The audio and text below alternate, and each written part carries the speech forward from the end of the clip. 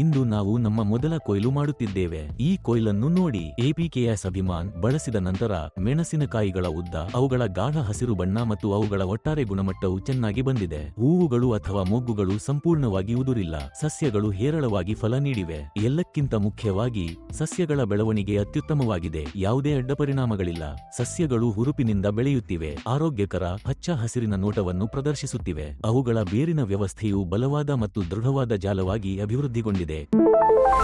ಎಲ್ಲರಿಗೂ ನಮಸ್ಕಾರ. ನನ್ನ ಹೆಸರು ನಂದಕುಮಾರ್. ನಾನು ಧರ್ಮಪುರಿ ಜಿಲ್ಲೆಯ ನಲ್ಲಂಪಲ್ಲಿ ತಾಲ್ಲೂಕಿನ ಪಲವಾಡಿ ಗ್ರಾಮದಲ್ಲಿ ಬೆಳೆಸುವ ರೈತ. ಹಿಂದೆ ನಾವು ಬೀನ್ಸ್ ಮತ್ತು ಹಸಿರು ಬೀನ್ಸ್ ನಂತಹ ತರಕಾರಿ ಬೆಳೆಗಳನ್ನು ಹಾಗೂ ಅಲಂಕಾರಿಕ ಹೂವಿನ ಸಸ್ಯಗಳನ್ನು ಬೆಳೆಸುತ್ತಿದ್ದೆವು. ಆದಾಗ್ಯೂ ಮೊದಲ ಬಾರಿಗೆ ನಾವು ಈಗ ಹಸಿರು ಮೆಣಸಿನಕಾಯಿಗಳ ಕೃಷಿಯನ್ನು ಕೈಗೊಂಡಿದ್ದೇವೆ. ಮಲ್ಚಿಂಗ್ ಶೀಟ್ ವ್ಯವಸ್ಥೆಯನ್ನು ಬಳಸಿಕೊಂಡು ನಾವು ಈ ಹಸಿರು ಮೆಣಸಿನಕಾಯಿಗಳನ್ನು ನೆಟ್ಟಿದ್ದೇವೆ.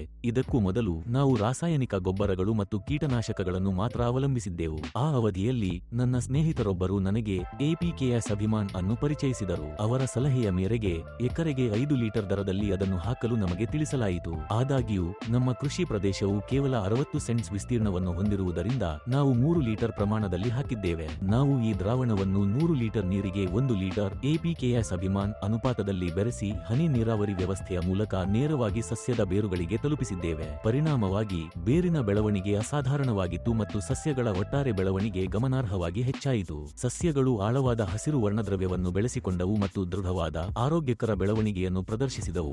ಇದಲ್ಲದೆ ಮೆಣಸಿನಕಾಯಿಗಳ ಗುಣಮಟ್ಟ ಗಮನಾರ್ಹವಾಗಿ ಸುಧಾರಿಸಿದೆ. ಅವು ಉದ್ದವಾಗಿ ಬೆಳೆದಿವೆ, ಶ್ರೀಮಂತ ಗಾಢವಾದ ಹಸಿರು ಬಣ್ಣವನ್ನು ಹೊಂದಿವೆ ಮತ್ತು ದೊಡ್ಡ ಗಾತ್ರವನ್ನು ಪಡೆದಿವೆ. ಪ್ರಸ್ತುತ ನಾವು ನಮ್ಮ 60 ಸೆಂಟ್ ಜಮೀನಿನಲ್ಲಿ ಸುಮಾರು 5600 ಸಸಿಗಳನ್ನು ನೆಟ್ಟಿದ್ದೇವೆ.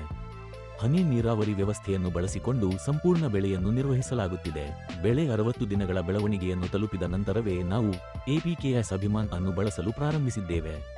ಇದು ಬೇರಿನ ಅಭಿವೃದ್ಧಿ, ಸಸ್ಯ ಬೆಳವಣಿಗೆ ಮತ್ತು ಮೆಣಸಿನಕಾಯಿಗಳ ಒಟ್ಟಾರೆ ರಚನೆ ಮತ್ತು ರಚನೆಯನ್ನು ಹೆಚ್ಚಿಸುತ್ತದೆ ಎಂಬ ನಮ್ಮ ಸ್ನೇಹಿತನ ಭರವಸೆಯ ಆಧಾರದ ಮೇಲೆ ನಾವು ಅದನ್ನು ಬಳಸಲು ನಿರ್ಧರಿಸಿದ್ದೇವೆ.